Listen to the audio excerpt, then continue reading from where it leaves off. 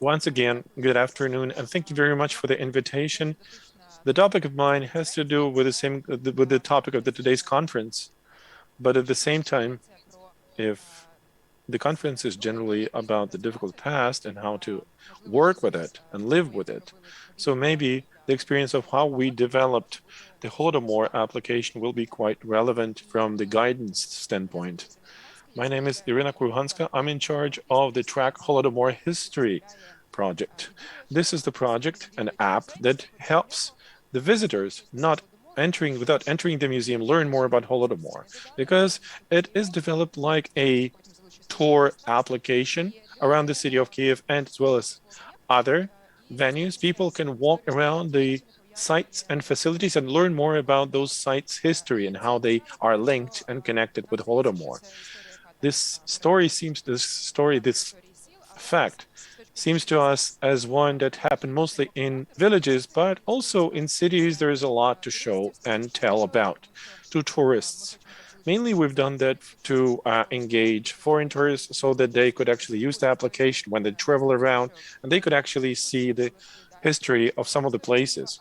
Generally, they can learn more about the Kiev history, but Holodomor is a missing point, is a kind of gap. So we had discovered an idea that we could develop such an application, and then we started elaborating the vision for it. We discussed the way to do it, how to best tell the story of the city through the prism of Holodomor. So we decided to actually select the sites that somehow have to do with Holodomor. Those were streets, squares, and some buildings. And then we started collecting information.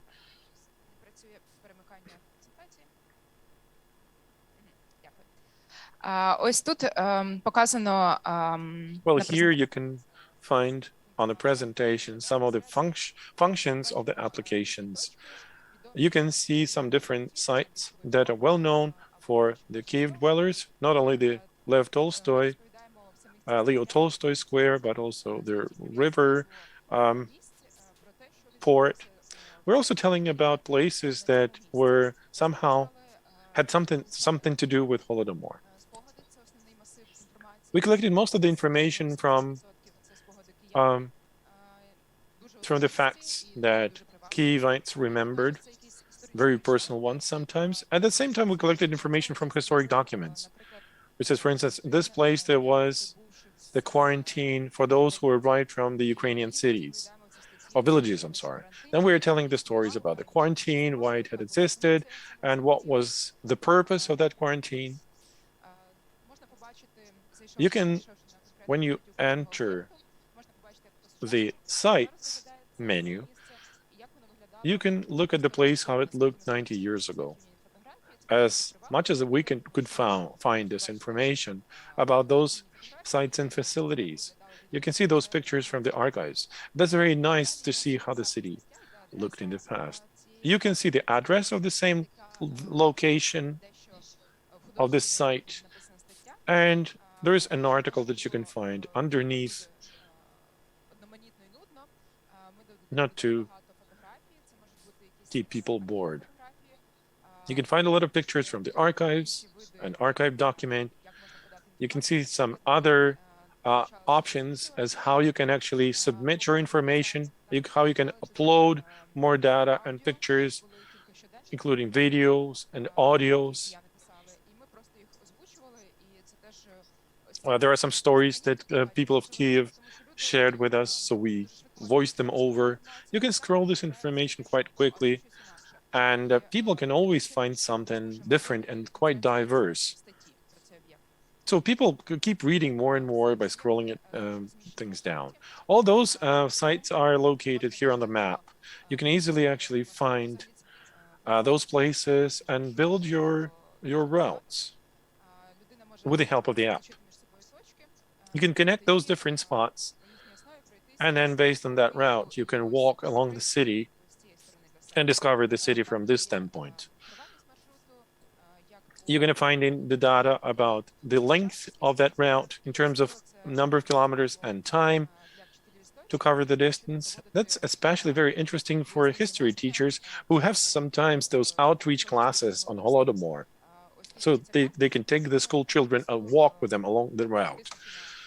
By pressing the site point, you can actually see the article that tells you the story about the site. So this is the route, one of the routes that you can find. We managed to actually build the routes the way to learn as much as possible from the history of Holodomor, with the quarantine spots, marketplaces, and also the burial sites. You can collect all these spots and build your route. That's very convenient. You can actually create the customized routes. Museums can do that and upload those into their systems.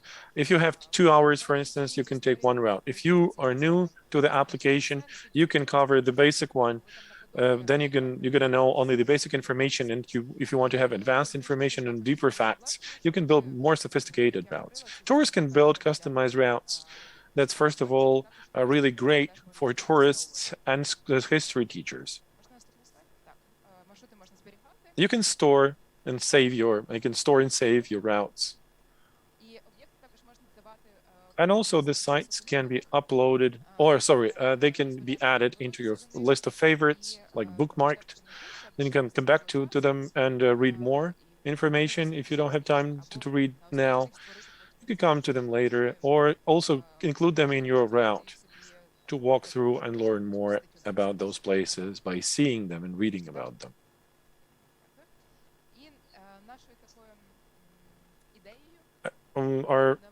Another idea that was quite innovative was to actually have hidden content. This is information that is open to the customer only if he or she comes close to the building, at least 400 meters. We encourage people to walk more. That's an interesting feature because users do not lose attraction. They even feel very encouraged. They want to go and see what's going to be there, because what's there in the hidden content that I cannot see right now being at a larger distance. So we added some tricks and relevant things. For instance, we had one spot which was Karl Marx factory. Right now it is called Roshen. It's a chocolate factory, so we added some, chocolate bar packages and wraps from the 30s. And people then are encouraged to walk, to discover this content for themselves, to collect something like points for themselves. And that's kind of attraction for people, for them to continue to use the application. Now I would suggest to watch the video about how it works. The application is bilingual because when we had thought about the application initially, there was no lockdown, there was no coronavirus, so we really expected to receive a lot of foreign visitors from out of Ukraine. Right now, it is not as broadly used as possible, but nevertheless, aliens traveling to Ukraine can take advantage of the application and build their tourist routes.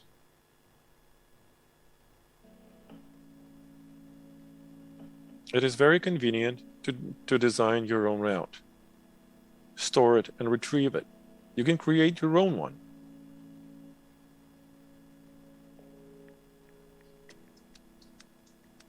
You can give it your own name that you want. And there is hidden content that will be made available to you once you reach to the place and at least 400 meters from the actual venue.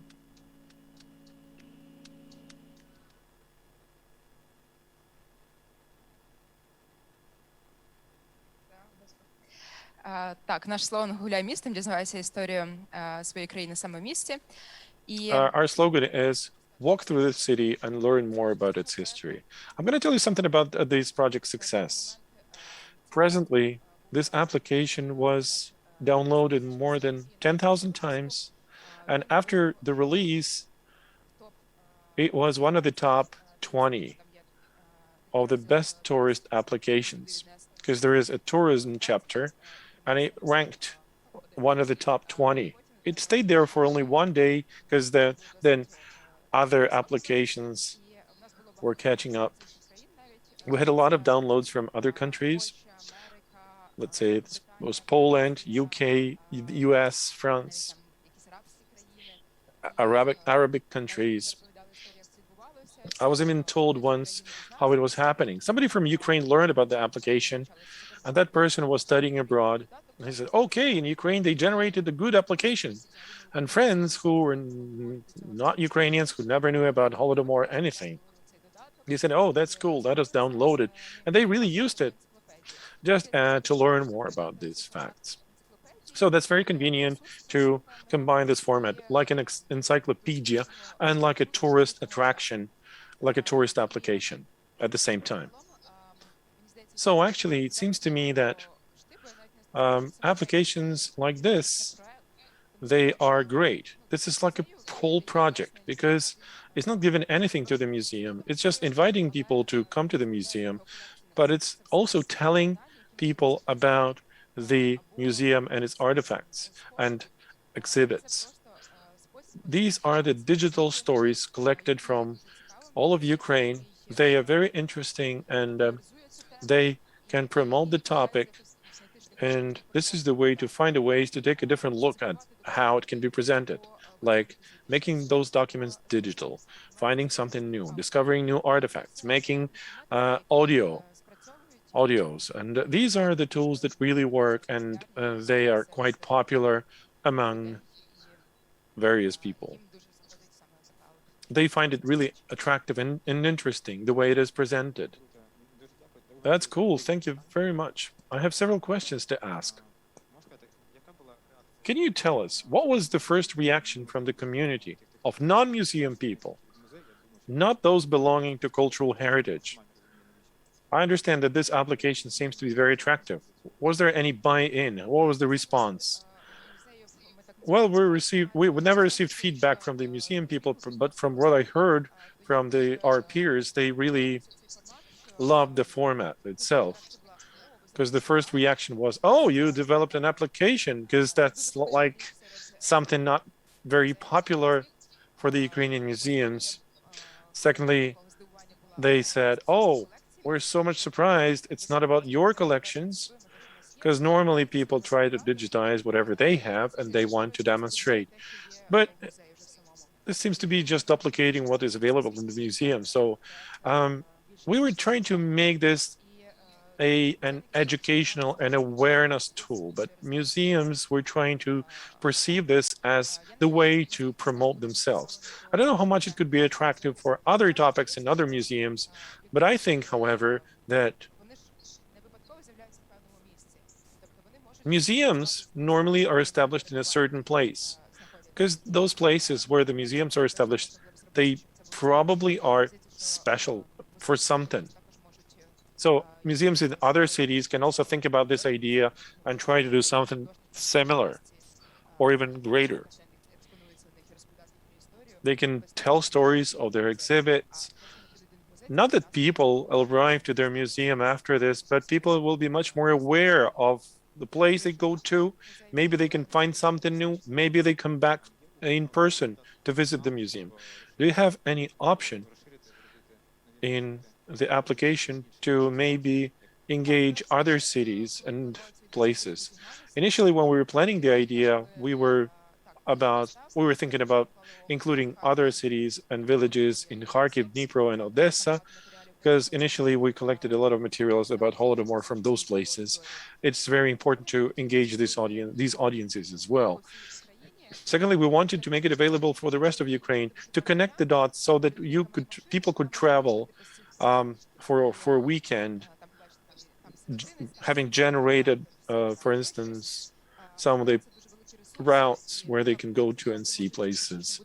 Technically, they can be connected to the app, or this can be a separate app like Track Holodomor's history in Odessa, but those cities can be connected as well. The number of those spots is not limited. So we would like actually to create such applications for all the cities, because this helps people realize where they live, how special their place is, And I can no longer walk along the city because I know about each and every building more than people living there.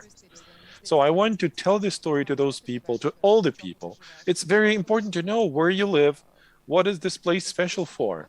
For instance, here's the place right on the opposite side of the street, and you never knew that this place is so special because there are so many facts about this place already available in our application. And that's great, isn't it? When you were developing this vision and this project itself, did you learn any international best practice about creating such applications? If so, then which of the best practices did you enjoy most, and which triggered and helped you design and develop the application? Yes, indeed, we did a lot of work like this. Initially, we started looking at older museum applications, but like I said, they are more focused on their own collections. And we realized that's something else, that's something different, not that we want to pursue. So we started to actually looking at those touristic applications. For quite a while, I had different applications like those available for New York City. I'm not sure if that's a public project or private one. It's called the Old New York, I believe. And you can also press different places and see places in the 40s or 50s without so much detailed information, but with nice, very detailed pictures. You can actually take a look at the city, how it looked like 80 years ago. That was a very good idea, but the application that mostly influenced ourselves and our project team is the application from Goethe Institute. They did something similar in terms of the functions and options. Their project was related to some buildings and places that were actually dedicated to the Germans in Kiev. They also had a map displaying places and sites that the Germans had built, places that are having something to do with the history of Germans in these places. And that was the main idea that we borrowed, but we made it with more emphasis on awareness building and education. It's great if we could develop, for instance, applications about famous Ukrainians, for instance, in New York City or somewhere else. That's a great idea, or maybe in a different life, we're going to do that. Did you try to analyze what kind of audience mainly downloaded and provided feedback to the application? I understand there are people, many people who have already used your application, but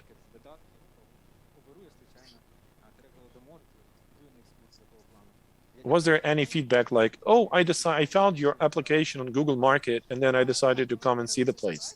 Yes, we did monitor the situation. This was just a lockdown situation, and that reduced opportunities for our outreach and coverage. So we had to monitor the number of downloads, and we couldn't actually promote the application greatly.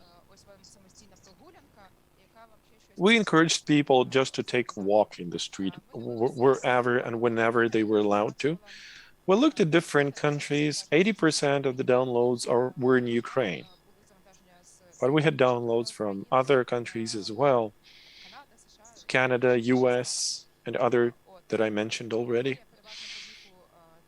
Mainly the age of the audience is 18 till 35. And that's how we built our promotion campaign targeting this age group, 18 to 35 years old. We can also track if people deleted the app. 60% of the users never deleted the application. It's not, they just used it and then put it in the trash bin. No, they decided that they want to keep the application. Regarding the feedback, we didn't have virtually any negative feedback. Well, actually, I was afraid to hear feedback like, how can you travel and walk along the Holodomor sites, or how can you tell about the Holodomor in the app? There were some of the critics regarding the functional, I mean, about some of the technical functions. Some of the people complained that we don't have any Russian language version. But I think people were so much impressed that things can be done that way. there was a lot of good feedback. They said, okay, that's very innovative, that's interesting. And we had some of the feedback from school teachers who said, yes, this is a very cool idea. We want to take advantage of it and use the application to build our routes and go there with the kids.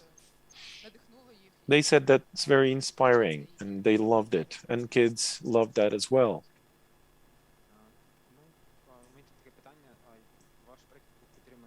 So your project was supported by UCF. You were ranking as top projects together with Chernobyl. This is a great project. You see, tragedies are popular here in this place, in this country. But okay, I know since you were supported by UCF, it could not support the Russian version. I don't know, it was just our own position because our tours are available in Russian, but Russian is like a foreign language to us.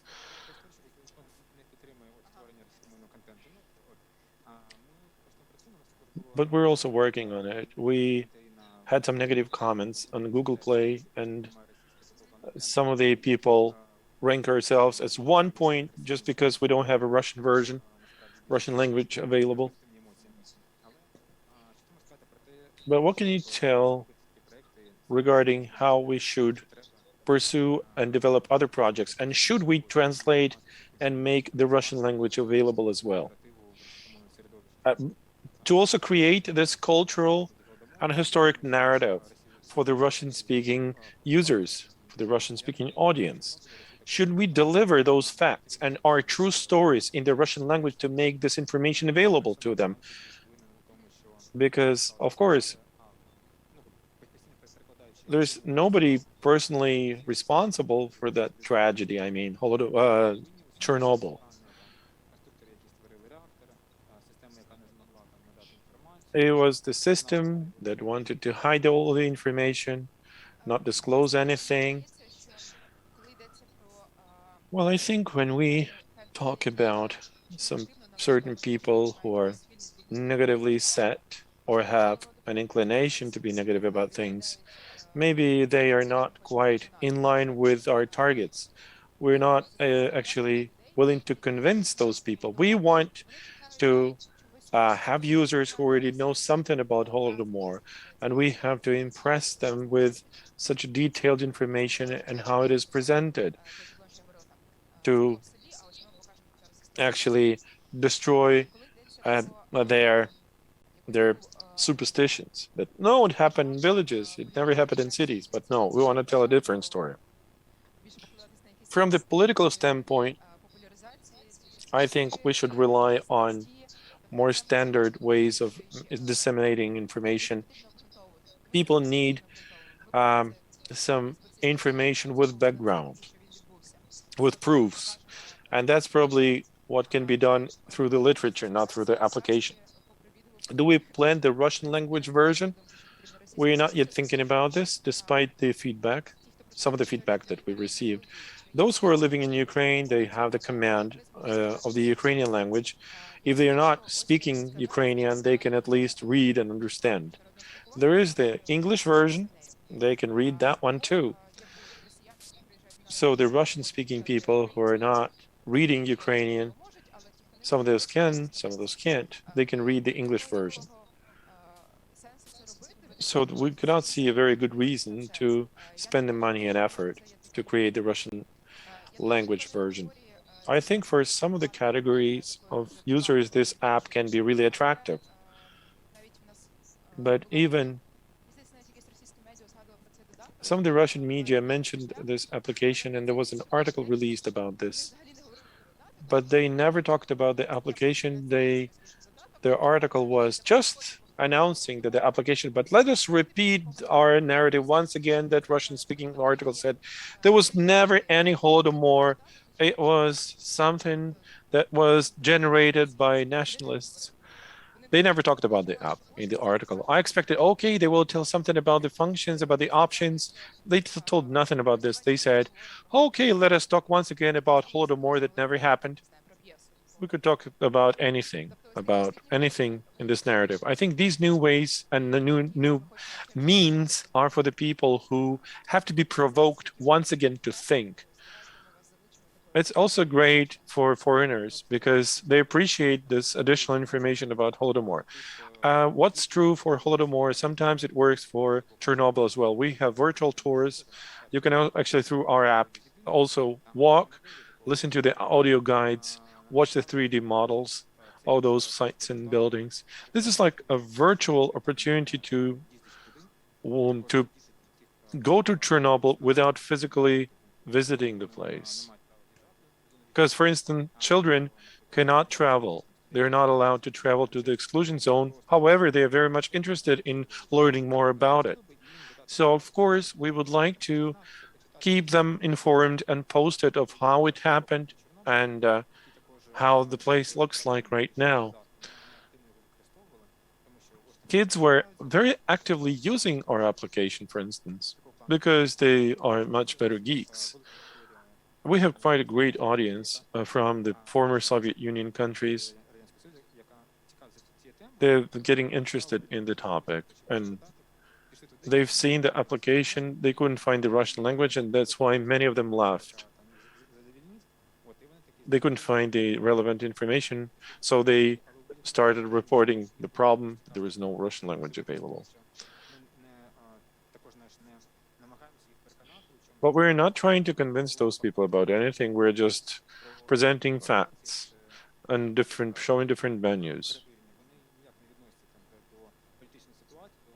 Versus some of those places have nothing to do with the narrative nor political agenda, but we can feel this flavor of the Russian imperialism.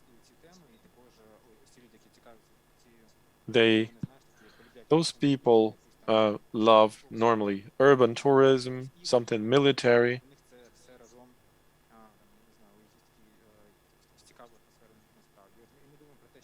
So we are now thinking that the Russian language version will help those people use the application without traveling to Kiev. And they'll be able to see the story and see that we are treating all those stories without propaganda, trying to be impartial,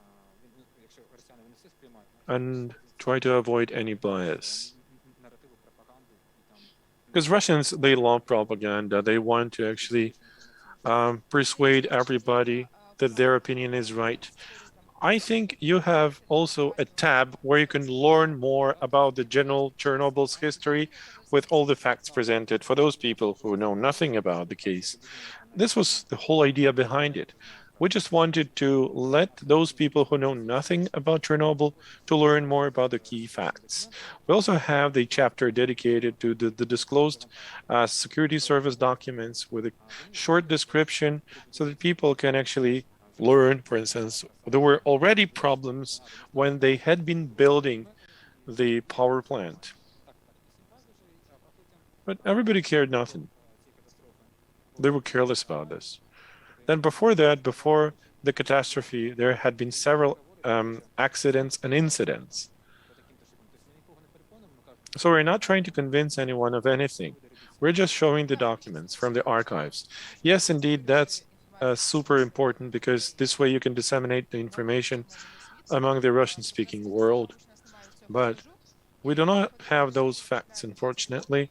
And people, once getting into our application without having any basic information about Holodomor, these people can get lost. So we do not really expect to see such people. We expect people to go to Wikipedia, read the basic information first. So people are expected to be a little bit prepared about what Holodomor was all about. That's interesting to see the similarities and differences between our applications. But I also wanted to ask you, if you're planning to keep developing your application, whether you want to add new functions and new locations, well, we can actually pursue different dimensions. Of course, we would like to, but of course, there are funding problems and there are no human resources available yet. That's a great work. I mean, that's a lot of work. Even through the development process, we faced the problem because of the lockdown, the archive just closed. There were archives that tried to scan the documents for ourselves, and there were some who said, okay, no, we're not letting anyone in, and we're closed. That's it, full stop. Now we can continue working on it. The areas how we can expand and improve it is just increase the number of those spots and sites. It's very interesting for me to add more spots in cities, because cities are much more busy with tourists and learners who are trying to learn something about Holodomor as compared to villages. Again, those are routes for weekend routes. We can add more places across Ukraine. And thirdly, we can also start working on other materials that we couldn't collect during the lockdown, because we always discover something new which can be added to the application. There was also an idea that we can expand some of the functions, because we're actively now working on with an idea that Holodomor as genocide is not just about famine. This is about the repressions against intelligent people. This is repressions against the church.